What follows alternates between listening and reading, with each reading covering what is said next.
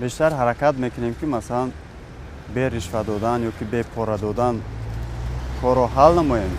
هر کس هر نفری نباشد همین رو بیشتر کوشش میکنه، اما بسیار حالتو میشود که مثلا به رشوه دادن کارت رو بود کردن نمیتوانید. Вот, вы попробуйте взять какую-нибудь справку.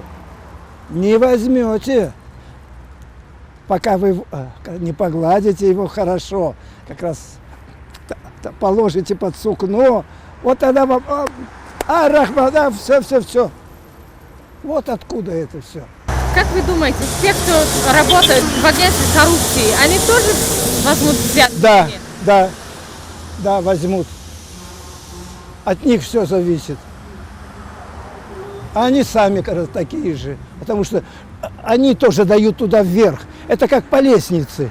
солҳои охир сатҳи масалан коррупсия хеле паст рафта истодааст, зеро мардум аллакай дарк карда истоданд ва хуб ба андеша рафтанд ки яъне онҳо метавонанд бо роҳи масалан содиқона хизмат кардан ба халқу ватан, онҳо метавонанд масалан бо як эҳсоси ватандӯстиву эҳсоси масъулияти инсонӣ дар тамоми соҳаҳои хоҷагии халқ фаъолияти пурсамар намоянд.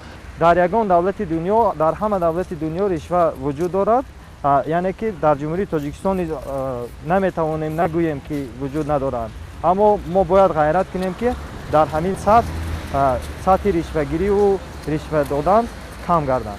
Я боролась за свою квартиру уже 12 лет. Уголовное дело расследуется в УВД,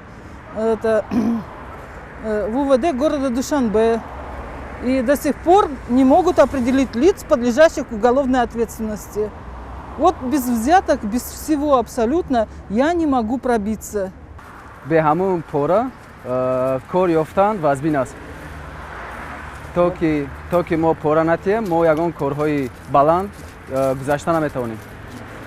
مثلا حالت‌هایی چی داشت که خودش پورا داده بود؟ نه، از برای که سوم ندارم برای این پورا دادن نمیتونم.